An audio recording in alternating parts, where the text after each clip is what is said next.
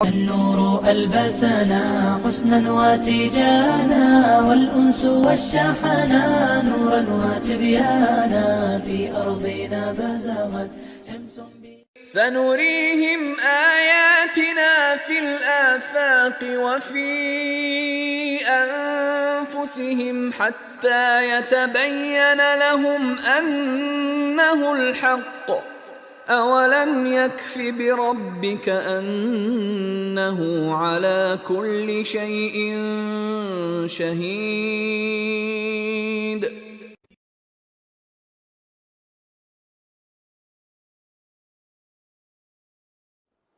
اعوذ باللہ من الشیطان الرجیم بسم اللہ الرحمن الرحیم رب اشرح لی صدری ویسر لی امری واحلل عقدۃ من لسانی یفقہوا قولی. السلام علیکم ورحمۃ اللہ وبرکاتہ.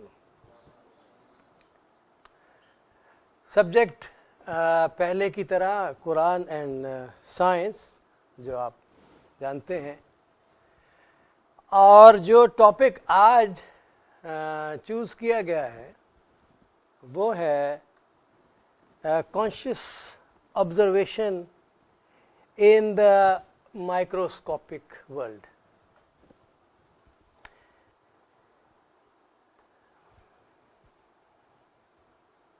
اور جن آیات کا آج سہارا لیا گیا ہے اس کی ایکسپلینیشن کے لیے، وہ ہے سورہ ملک کی آیت نمبر 3، 4 اور 23، اور اس کے علاوہ دوسری چند آیات ہیں جن کو ریفر کیا جائے گا as the discussion goes on. تو شروع میں ہم دیکھتے ہیں کہ آیت نمبر 3 اور 4 سورہ ملک کی کیا ہے. الذی خلق سبع سماوات طباقا، اور اس کا تعلق اس پورشن کی، اس آیت کی اس پورشن کا تعلق ہمارے پچھلے سیشن سے ہے. تو میں تھوڑا سا ریپیٹ کر دوں، اور وہ یہ کہ وہ اللہ کہ جس نے 7 اوپر تلے لیئرز میں آسمان بنائے. اور آپ کو یاد ہوگا کہ ہم لوگوں نے اس کو تفصیل سے ڈسکس کیا تھا کہ جب بگ بینگ کے ذریعے کائنات کی بنیاد رکھی گئی تھی، اور اس کا ذکر آپ کو قرآن مجید میں سورہ انبیاء کی آیت نمبر 30 اور سورہ الذاریات کی آیت نمبر 47 میں ملے گا. اس کی تفصیل میں نہیں جاؤں گا، مگر صرف اتنا کہ اس وقت یہ ضرورت محسوس ہوئی تھی کہ یہ چھوٹی سی کائنات جو پیدا ہوئی ہے اس کی حفاظت کی جائے. تو اللہ تعالیٰ نے ایک نہیں بلکہ 7 آسمان اوپر تلے مضبوط چھتوں کے بنا دیے ہمارے لیے. اور اس کے اندر جو مخلوق، بہت ساری مخلوقات ہیں اللہ کی، جس میں سے سب سے اشرف مخلوق جو ہے وہ انسان ہے، آپ جانتے ہیں. اور اس کا اشرف ہونے کی وجہ یہ ہے کہ ہمیں وہ کانشیس آبزرویشن دی گئی ہیں جو ہمیں باقیوں سے زیادہ مشرف کرتی ہیں. اور ان آیات میں یہ جو 3 اور 4 ہیں، اس میں آپ دیکھیں گے کہ ایک چیلنج اللہ تعالیٰ نے ہماری آنکھوں کے ذریعے سے انسان کے سامنے پیش کیا ہے. ویسے تو چیلنجز آپ کو قرآن میں بہت سے ملیں گے. ایک چیلنج ہماری نگاہوں سے ہے، اور یہ نگاہیں کن کیپیبلٹیز کی مالک ہیں یہ آج آپ کو سن کے بہت حیرت ہوگی.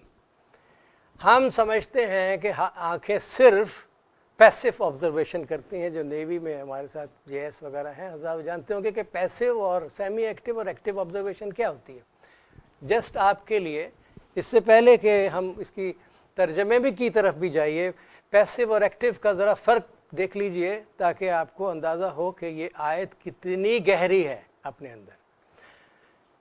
جب ہم صرف بیٹھ کر شعاؤں کو اپنے آنکھوں کے ریٹنا پہ ریسیو کرتے ہیں، اور پھر ہم اس کو دماغ کے پچھلے اندھیرے میں بھیج کر جو ہماری آکسیپیٹل لوب ہے دماغ کے پچھلے حصے میں جو تصویر بنتی ہے، وہ ہماری آبزرویشن کہلاتی ہے، پیسو آبزرویشن کہلاتی ہے. ہم صرف اس سے ہم آنکھوں سے کوئی چیز ٹرانسمٹ نہیں کرتے ہیں، ہم صرف ریسیو کرتے ہیں اور ہم ایک ریسیپشن صرف آنکھوں کو ایک ریسیپشن کا کام دیتے ہیں.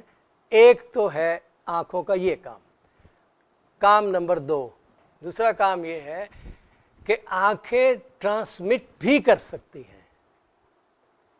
آنکھیں ٹرانسمٹ بھی کر سکتی ہیں اور اس کو ہم سیمی ایکٹیو کہتے ہیں. اور پھر یہ ریسیو بھی کر سکتی ہیں. ٹرانسمٹ کرنے کے بعد یہ ریسیو بھی کرتی ہیں. ان 2 خصوصیات کا شاید بہت کم لوگ جانتے ہوں گے. شروع میں جب میں نے یہ آیات کا مطالعہ کیا تھا تو مجھے یہ کافی کنفیوژن میرے اندر بھی پیدا ہوئی تھی اور میں نے اس پہ کچھ ریسرچ کی. تو تب مجھے پتہ چلا کہ سائنس اس کی دریافت کر چکی ہے اور اب یہ بات بالکل کلیئر ہو گئی ہے کہ ہماری آنکھیں نہ کہ یہ صرف ریسیور ہیں بلکہ یہ ٹرانسمیٹر بھی ہیں اور ٹرانس ریسیور بھی ہیں. اور اس آیات میں آپ دیکھیں گے بڑا باریک اور بہت لطیف سا اس کے اندر تھوڑا فرق ہے جو آپ کو بھی کلیئر ہو جائے گا. ما ترا فی الخلق الرحمن، ما ترا فی الخلق الرحمن من تفاوت. اور اے دیکھنے والے کانشیس آبزرور، آپ ذرا اپنی آنکھ کو کھول اور پیسیولی صرف ابھی دیکھ. ما ترا ابھی صرف دیکھو، کیا تمہیں کوئی اس میری کائنات میں جو 7 آسمانوں کے مابین میں نے تمہارے لیے بنائی ہے اس کے اندر کوئی تمہیں تفاوت کا مطلب ہے کوئی بد نظمی، کوئی بے ترتیبی، کوئی کیوٹک سچویشن، کنفیوژن، ڈس آرڈر، کچھ چیز تمہیں نظر آتی ہے؟ یہ ایک چیلنج آنکھ کی ریسیپشن سے پیسیولی ہے. دوسرا حصہ پڑھیے، اس میں ہے کہ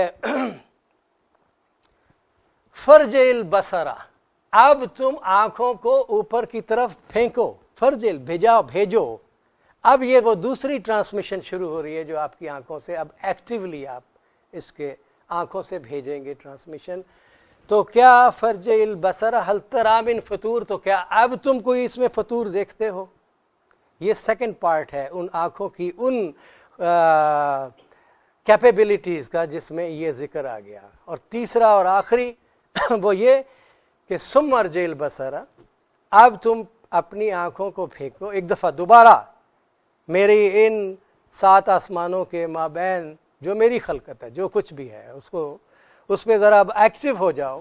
اور تو ہوگا کیا کہ ینقلب الیک بصرو، کہ تمہارے پاس یہی نگاہیں جو تم نے بھیجی تھی لوٹ آئیں گی تمہارے پاس، بیکار، بے سود، شکست خوردہ، تھکی ہوئی. حاسیوں و حسیر، شکست خوردہ، اور اس کو کچھ وہاں نہیں ملے گا. آپ یہ دیکھیے کہ قرآن مجید میں آج سے کتنے سال پہلے آنکھوں کا یہ تینوں فینامیناز جو ہماری آنکھوں میں جو اب کی سائنس دریافت کر رہی ہے، اور میرا خیال ہے کہ اس کو کچھ چند سال ہوئے ہوں گے کہ اس پہ سب سے پہلے جو اس کو دریافت کیا ہے وہ ڈاکٹر کولن راس ہیں. He is a professor MD from the university of England, اور اس کے ساتھیوں نے یہ تجربات کیے اور یہ دیکھا کہ ہماری آنکھیں ایک تو انٹرومیشن کرتی ہیں. یعنی یہ دیکھیے انٹرومیشن کیا ہوتی ہے کہ آپ صرف بیٹھ کے یہ ریسیو کرتے ہیں آپ اپنی آنکھوں میں، صرف ریسیپشن پہلا آیت کا جو پہلا حصہ ہے. اور دوسرا حصہ یہ ہے کہ آپ ٹرانسمٹ بھی کرتے ہیں، آپ باہر کی طرف ٹرانسمٹ کرتے ہیں. اور یہ جو ٹرانسمیشن ہے ابھی ریسیپشن نہیں ہوئی ہے، ابھی صرف ٹرانسمٹ کی ہے. تو اور بھی کچھ لوگ جانیں گے، اس کو میں استعمال بھی کروں گا اپنے ٹاپک کے لیے، کہ یہ جو درمیان والی خوبی ہے آنکھ کی کہ جو صرف ٹرانسمٹ کرتی ہے، ابھی ریسیپشن کی آگے والی آئے گی. جو اگلی آیت ہے، جو چوتھی آیت ہے، اس کو ذکر کیے بغیر صرف ہم ایکسٹرامیشن دیکھیں گے کہ وہ ایمیشن جو صرف آنکھ سے نکلتی ہے اور کسی چیز کو ایلیومینیٹ کرتی ہے. اور آپ نے دیکھا ہوگا جو آج کل جو ٹارگٹ بمبنگ ہو رہی ہے اس میں ٹارگٹ کوئی ایلیومینیٹ کرتا ہے اور بمبارڈمنٹ کوئی اور کرتا ہے اس کی ایلیومینیشن پہ. Those people who belong to the naval strategy, ان کو یہ معلوم ہوگا کہ یہ ایک چیز بھی ہے کہ ٹارگٹ کو کوئی اور ایلیومینیٹ کرے اور کوئی اور اس پہ وار کرے. یہ سیکنڈ ڈگری ہے of our eyes optical transmission. اور جو لاسٹ ہے وہ ہے pure active transmission, trans receiving, کہ جب آپ کوئی چیز آنکھ سے بھیجتے ہیں تو وہ ٹکرا کے جب واپس آتی ہے تو ایک امیج آپ کو کراتی ہے.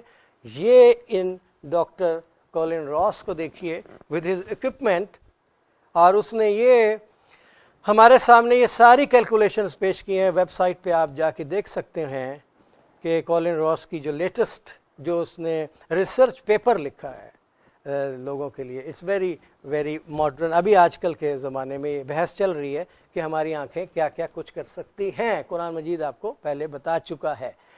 یہ فریکوینسی ہیں جو کہ لو فریکوینسی ڈیلٹا رینج کی فریکوینسی ہیں, بہت لو فریکوینسی ہوتی ہے, اسی لیے اس کی اٹینویشن یعنی لاس آف انرجی بھی بہت کم, لہٰذا بہت دور تک آپ اس کو بھیج سکیں گے.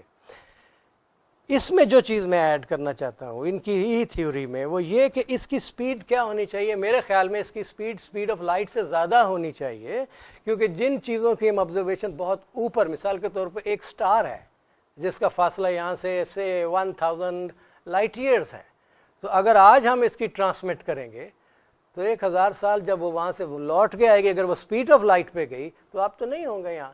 تو this speed I may add here has to be more than the speed of light and many times more.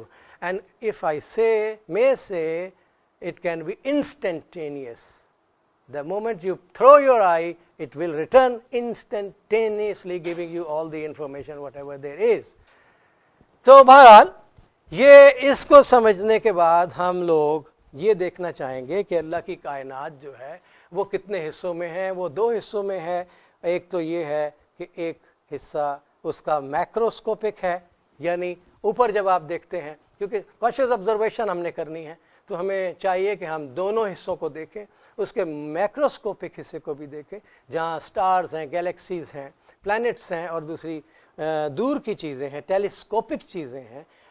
مگر ہماری کانشیس آبزرویشن اس وقت تک مکمل نہیں ہوگی جب تک ہم اس کو مائکروسکوپکلی بھی نہ دیکھ لیں.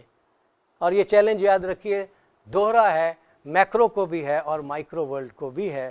اور اگر ہم سورہ یونس کی آیت نمبر 61 کو دیکھیں گے تو آپ کو پتہ چلے گا کہ قرآن مجید میں یہ دونوں قسم کی کائنات کو بڑی خوبصورتی کے ساتھ آپ کے سامنے پیش کیا جا چکا ہے. یہ آیت نمبر ذرا دیکھیے سورہ یونس کی 61, اس میں جہاں انڈر لائنڈ ہے وہ یہ ہے وما یعزبو, یعنی کہ کوئی بھی چیز تیرے رب کی گرفت سے باہر نہیں ہو سکتی, اسکیپ نہیں کر سکتی, من مثقال ذرہ, چاہے اس کا وزن ایک ایٹم کے برابر ہو, ذرہ ایٹم کے برابر ہو, فی الارض ولا فی السماء, نہ وہ زمین کی گہرائیوں اور اندھیروں میں ہو, چاہے وہ آسمان کی بلندیوں میں ہو, ولا اصغر, چاہے اس سے چھوٹا ہو, اس ایٹم سے وہ چیز چھوٹی ہو. تو ہمیں پتہ چلا کہ مائکروسکوپک ورلڈ بھی ہے.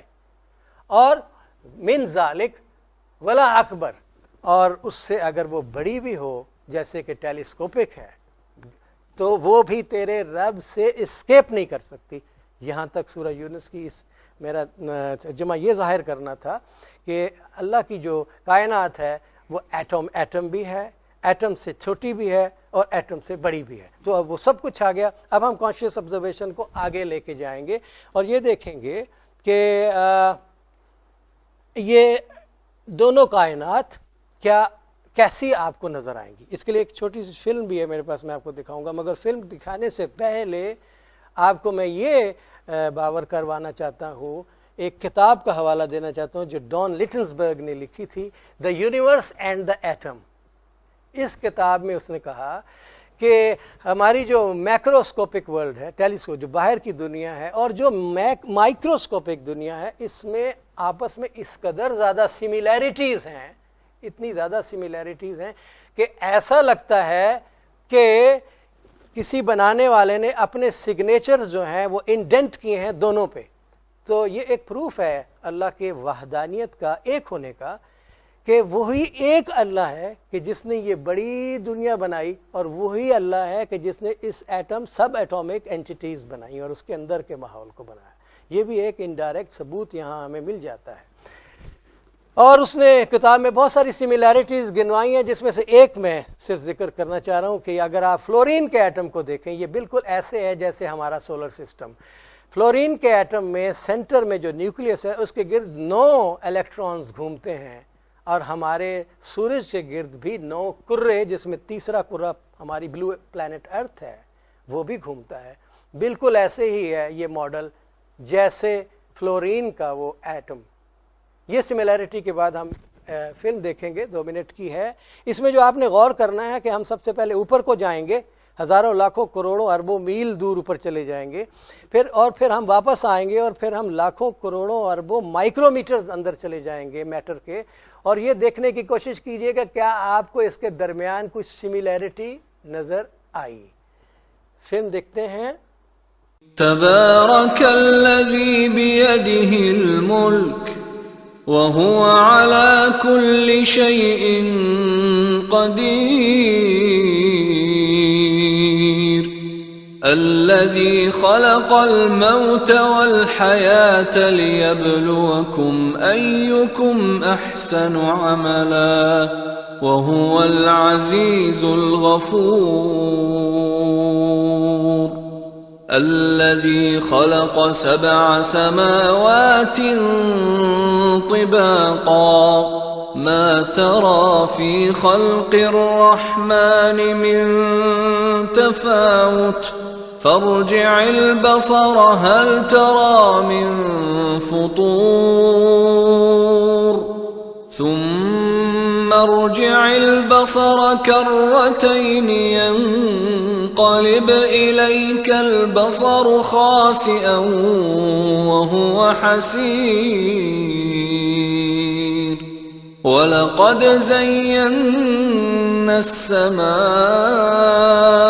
الدنيا بمصابيح وجعلناها رجوما للشياطين وأعتدنا لهم عذاب السعير وللذين كفروا بربهم عذاب جهنم وبئس المصير إذا ألقوا فيها سمعوا لها شهيقا وهي تفور تكاد تميز من الغيظ كلما ألقي فيها فوج سألهم خزنتها ألم يأتكم نذير قالوا بلى قد جاء. تو آپ نے یہ دیکھا کہ جب ہم اوپر گئے اور نیچے آئے اندر آئے تو دیکھا کہ وہ تقریباً آپس میں ملتی ہیں. خدا وہی ہے جو ہماری میکرو کا ہے اور وہی خدا ہے جو ہماری مائکروسکوپک ورلڈ. تو ہم مائکروسکوپک ورلڈ کو بیسیکلی یہ سائنس کا وہ شعبہ ہے جو فزکس میں جس کو کوانٹم میکینکس بھی کہتے ہیں. وہ حصہ جو سب ایٹامک اینٹیٹیز کو ڈیل کرتا ہے اس کو کہتے ہیں کوانٹم میکینکس. میرا ٹاپک آج کوانٹم میکینکس کے اندر جانے کا ہے. ہم آپ دیکھیں گے کہ اس کے اندر ہمیں سائنس نے اب تک کیا کچھ دیا ہے. سب سے پہلا سائنسدان جس کا میں نام لینا چاہوں گا نیل بور.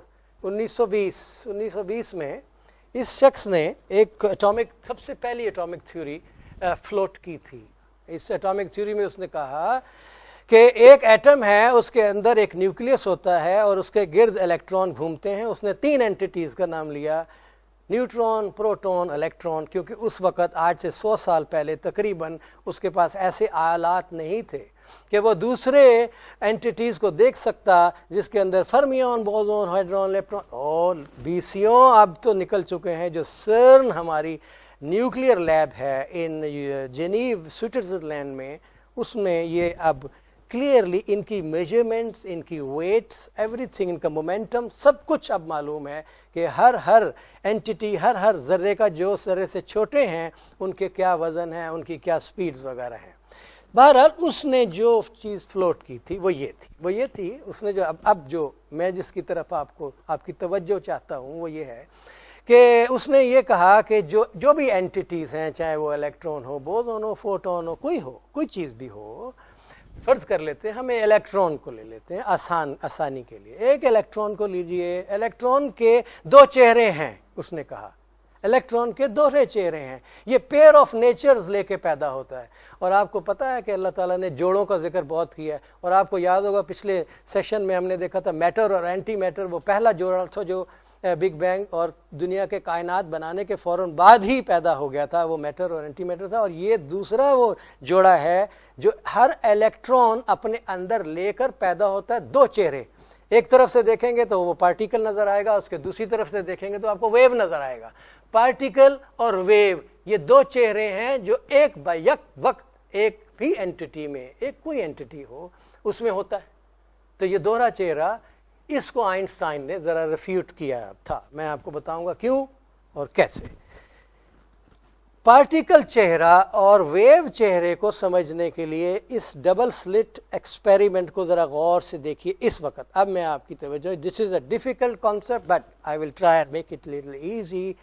یہ آپ نے آپ کے الٹے ہاتھ پر پارٹیکلز فائر ہوئے ہیں, پارٹیکلز الیکٹرانز پارٹیکل کی شکل میں, اور جو دائیں جانب جو اسکرین ہے اس میں ویوز جو ہیں وہ یہ ذرا سلٹس دیکھیں. سلٹ ایک ہے, یہ ایک پہلا سوراخ ہے اور یہ دوسرا سوراخ ہے, اور ایک طرف سے الیکٹران اب بمبارڈ کیے جائیں گے کسی الیکٹران گن سے یا جو بھی سمجھ لیجئے. یہ پارٹیکلز یہاں سے جائیں گے اور جو اسکرین پر جو تصویر بنائیں گے وہ ڈاٹس بن جائیں گے, دو ڈاٹس بن جائیں گے, دو بینڈز بن جائیں گے, اس میں ڈاٹس آپ کو نظر آئیں گے. جس چیز کا پارٹیکل کا نیچر ہوتا ہے وہ اس طرح کی شکل ڈبل سپلٹ ایکسپیریمنٹ میں بناتا ہے.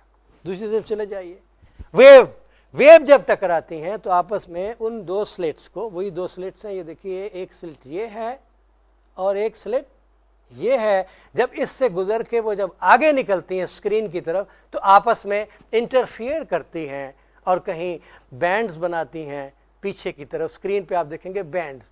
جب آپ بینڈز دیکھیں دو سے زیادہ تو سمجھ جائیے گا کہ یہ ویو کی بات کی ہے, اور جب آپ صرف دو سپاٹنگ دیکھیں گے تو سمجھ جائیے کہ کسی پارٹیکل کی بات کی ہے. صرف اتنا آپ نے سمجھنا ہے, اس کی ڈیٹیل میں مت آپ جائیے. I make it simple. When you see particles on the screen, remember we are talking about particles. And اگر آپ اس میں ویوز کے بینڈز دیکھیں تو سمجھ جائیے گا کوئی ویو ان سلٹس میں سے گزری. اب ہم اس پریکٹیکل اس ایکسپیریمنٹ کو تھوڑا اور غور سے دکھانا چاہتا ہوں میں آپ کو. تو یہ پھر سے دیکھیے, یہ الیکٹران گن ہے, اس میں سے پارٹیکل نکلیں گے دو, اور کون سے سلٹس ہیں, ایک سلٹ یہ ہے اور ایک سلٹ یہ ہے. یہاں سے فائر ہوئے اور پیچھے جب اسکرین پہ ہم دیکھتے ہیں یہاں سے تو پارٹیکل فائر ہوئے تو اسکرین پہ انہوں نے بینڈ بنا دیے. تو تب سائنس نے کہا تھا کہ اس کے دوہرے چہرے ہیں. اسکرین سے پہلے یہ پارٹیکل بن کے نظر آتے ہیں اور اسکرین کے بعد یہ ویو میں چینج ہو جاتے ہیں. اور ایسا کیوں ہوتا ہے, اس کو سمجھنے اور اس کو دیکھنے کے لیے انہوں نے ایک آبزرویشن آئی یعنی کانشیس آبزرویشن آئی جو ہے یہاں پر لے کے آئے, یہاں دیکھنے کے لیے کہ یہ وہ کیا وقت ہے کہ جب یہ ایک لبادہ پھینک کر ویو کا لبادہ پہن لیتے ہیں اور چلے جاتے ہیں اسکرین کی طرف. اس مسٹری کو دیکھنے کے لیے ایک آنکھ, وہ اوپر آپ دیکھیں ایک آنکھ, وہی میرا وہی ٹاپک کہ ایک آنکھ اس سلائیڈ کے پاس آئی. حیران آپ ہوں گے کہ ان الیکٹرانز کو پتہ چل جاتا ہے کہ ہمیں ایک آنکھ دیکھنے آ گئی ہے. دوسری کوالٹی کو یاد کیجئے, میں نے آپ کو کہا تھا کہ آنکھیں کچھ ٹرانسمٹ کرتی ہیں. تو کیا اس آنکھ نے ٹرانسمٹ کیا ہوگا جو ان الیکٹرانز کو ٹکرائی ہوں گی, جس کی وجہ سے الیکٹرانز کو یہ پتہ چل گیا کہ کوئی آنکھ ہمیں دیکھنے کے لیے آن پہنچی ہے. اتنا. تو کیا کرتے ہیں وہ عجیب حرکت کرتے ہیں, وہ ایک دم سے اپنا لبادہ واپس پہن لیتے ہیں اور پھر الیکٹران پارٹیکل بن جاتے ہیں. یہ چینج غور کیجئے, جب آنکھ نہیں تھی تو پارٹیکل نے ویو بنا دی, آگے جا کے بینڈز بنا دی. جب آنکھ دیکھنے کے لیے آتی ہے تو پیچھے پارٹیکل دو بینڈ بنا دیتے ہیں. ایسا کیوں ہوتا ہے؟ سائنس ابھی تک آج ٹو ڈیٹ میں ابھی بتاؤں, دیکھ لیجئے ابھی تک یہ مسٹری سالو نہیں ہوئی ہے کہ یہ آنکھ کا اس سے کیا تعلق ہے. اس پر آئنسٹائن نے نہیں مانا تھا اس بات کو. اس نے کہا تھا یہ کیسے ہو سکتا ہے. اس کا مطلب یہ ہوا کہ میٹر جو ہے, جو چھوٹے چھوٹے پارٹیکل سے بنا ہوا ہے, آپ جانتے ہیں انہی اینٹیٹی سے بنا ہوا ہے. تو یہ کیا مطلب ہوا, اگر آنکھ اس کو نہیں دیکھے گی تو وہ ویو میں رہے گا, جب اس کی آنکھ ہوئی اس کو دیکھے گی وہ پارٹیکل میں تب آئے گا، شکل میں اس وقت آئے گا جب کوئی کانشیس آبزرویشن اس کو کرتی ہے. تو اس نے کہا کہ اگر میں نے چاند کو نہ دیکھا، ہم نہ دیکھیں، تو چاند اپنی جگہ پہ نہیں ہونا چاہیے آسمان پہ. یہ ہماری آنکھیں اور ہماری کانشیس آبزرویشن اس کو وہاں ظاہر کرتی ہیں. اس پر اس نے ایگری نہیں کیا تھا، مگر اب کوانٹم میکینکس کہتی ہے یہ بالکل صحیح ہے کہ کوئی آنکھ کا کوئی آبزرویشن کرنا ضروری ہے کسی بھی میٹر کو دیکھنے کے لیے. میں آپ کو یہ چھوٹی سی فلم پھر دیکھیں تاکہ تھوڑی سی انٹرسٹنگ ہے، اس کو آپ ذرا سا پھر سے دیکھیے گا. They put a measuring device by one slit to see which one it went through and let it fly. But the quantum world is far more mysterious than they could have imagined. When they observed, the electron went back to behaving like a little marble. It produced a pattern of 2 bands, not an interference pattern of many. The very act of measuring or observing which slit it went through meant it only went through one, not both. The electron decided to act differently, as though it was aware it was being watched. And it was here that physicists stepped forever into the strange netherworld of quantum events. What is matter? Marbles or waves? And waves of what?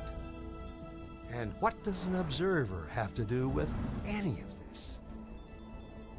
The observer collapsed the wave function simply by observing. ایک class ہے، class کے particles ہیں، اس میں ایک class room میں کچھ particles میں ایک آسان کرنے کے لیے یہ مثال میں نے بنائی ہے.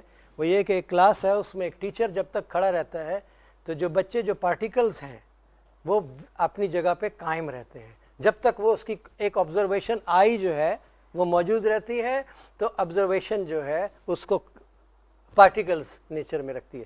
اب دیکھیے جب ٹیچر جب چلا جاتا ہے تو کلاس جو ہے وہ ویو فنکشن میں تبدیل ہو جاتی ہے، ہے وائر ہو جاتی ہے، کہیں بھی جا سکتی ہے. یہ ایزی میں اب ٹیچر کیا کرتا ہے کہ ایک کیمرہ نصب کرتا ہے اس کلاس روم میں دیکھنے کے لیے، اور اپنے آپ کو پچھلے دوسرے کمرے میں چلا جاتا ہے دیکھنے کے لیے کہ کیا بچے اب کیا کر رہے ہیں.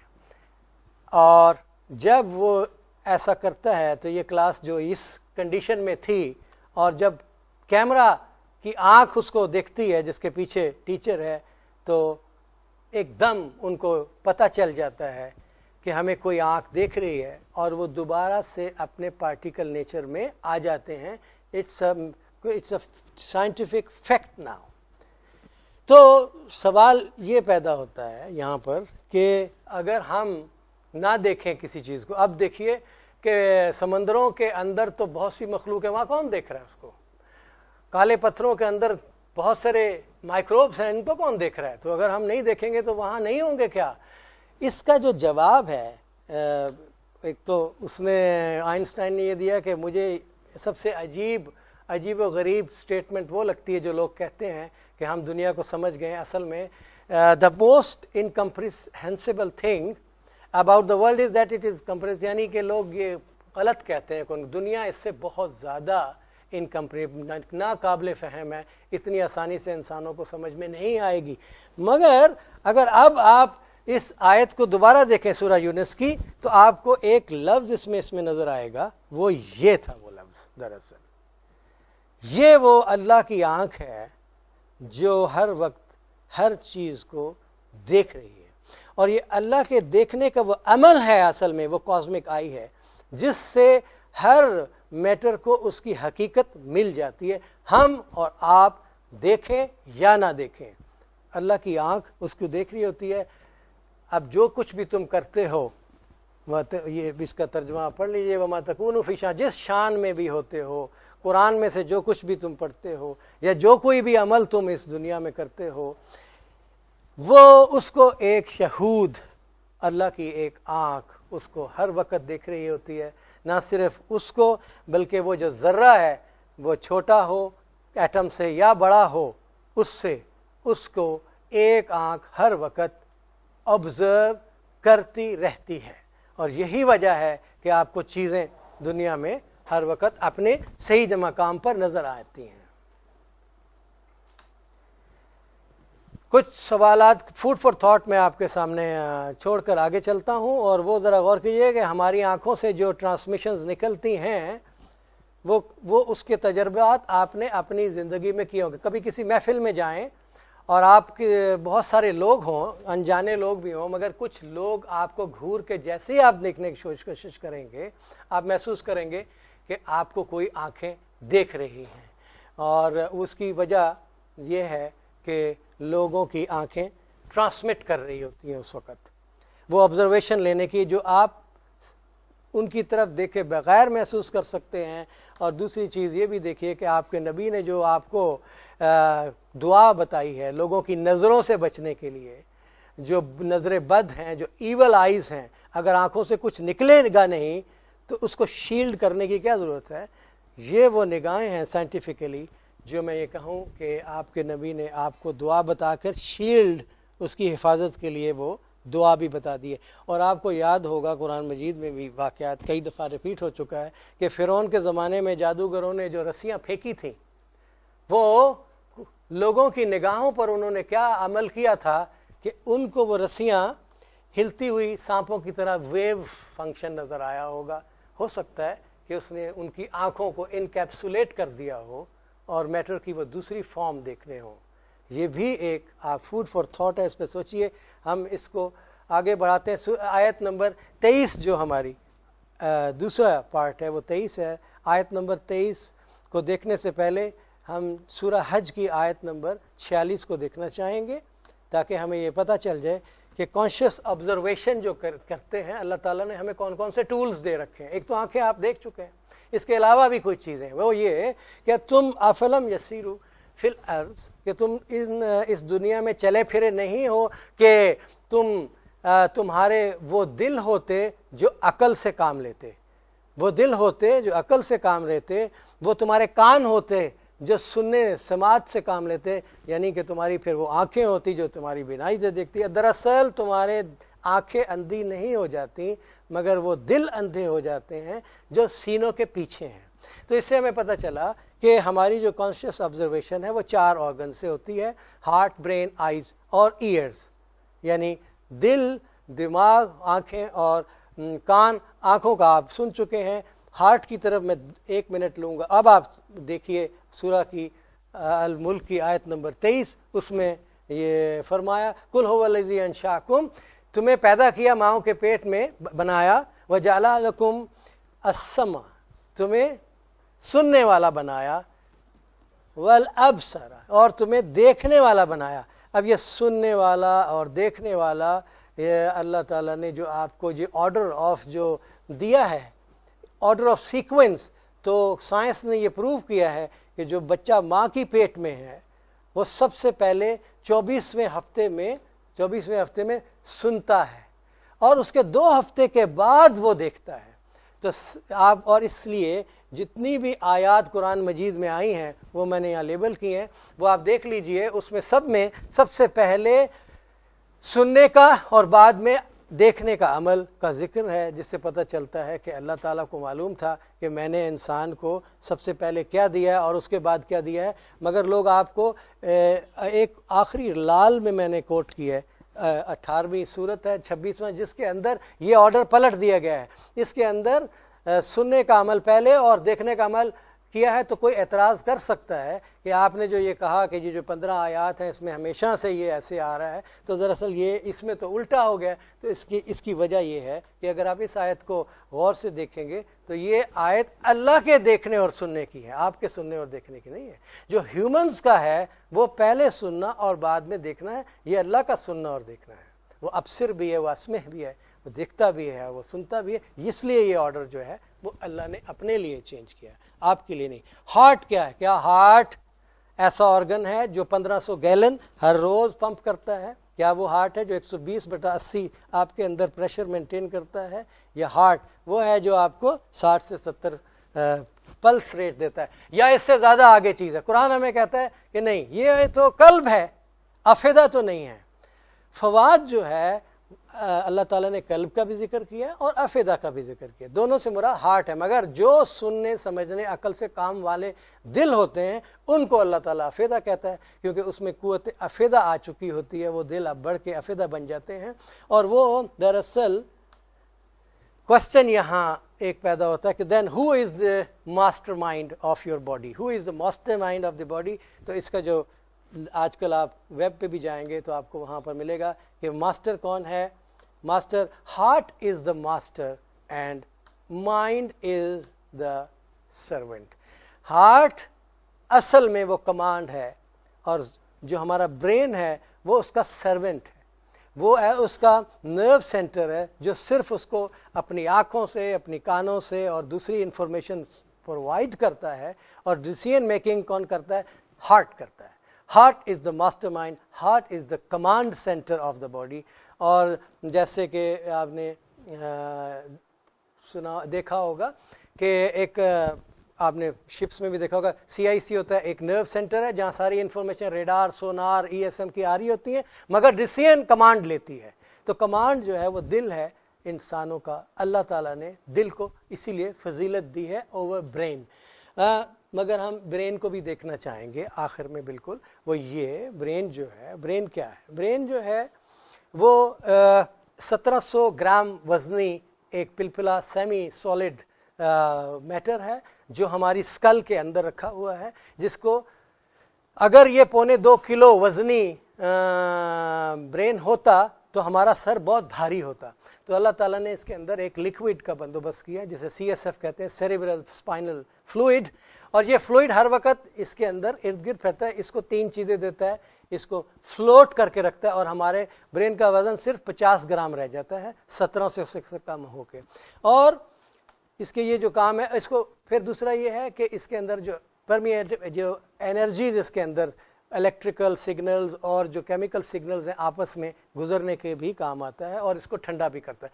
اب آپ کو جو اصل بات ہے ہر در حقیقت وہ یہ ہے کہ جو CSF فلوئڈ ہے وہ 24 گھنٹے میں 5 دفعہ ریسائیکل ہوتا ہے، اور یہ جو 5 اوقات ہیں یہ کورسپونڈ کرتے ہیں ہماری نمازوں کے وقت کے ساتھ۔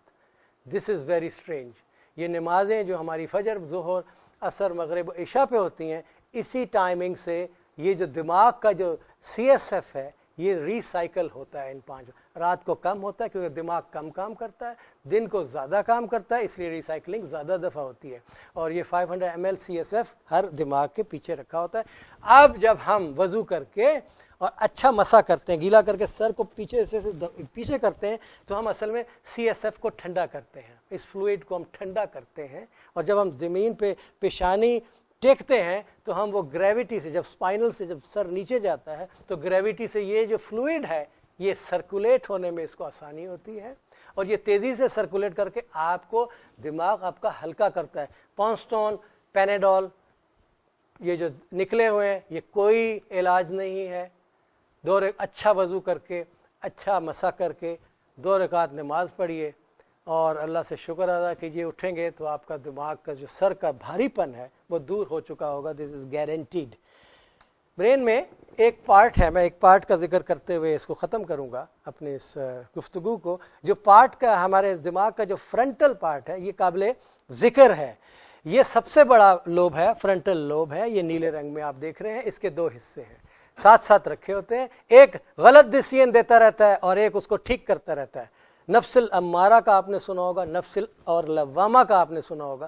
یہ پیشانی کے بالکل پیچھے کہ یہ وہ حصے ہیں جو دل کو ہر وقت ڈیسیژن میکنگ میں مدد دیتے رہتے ہیں۔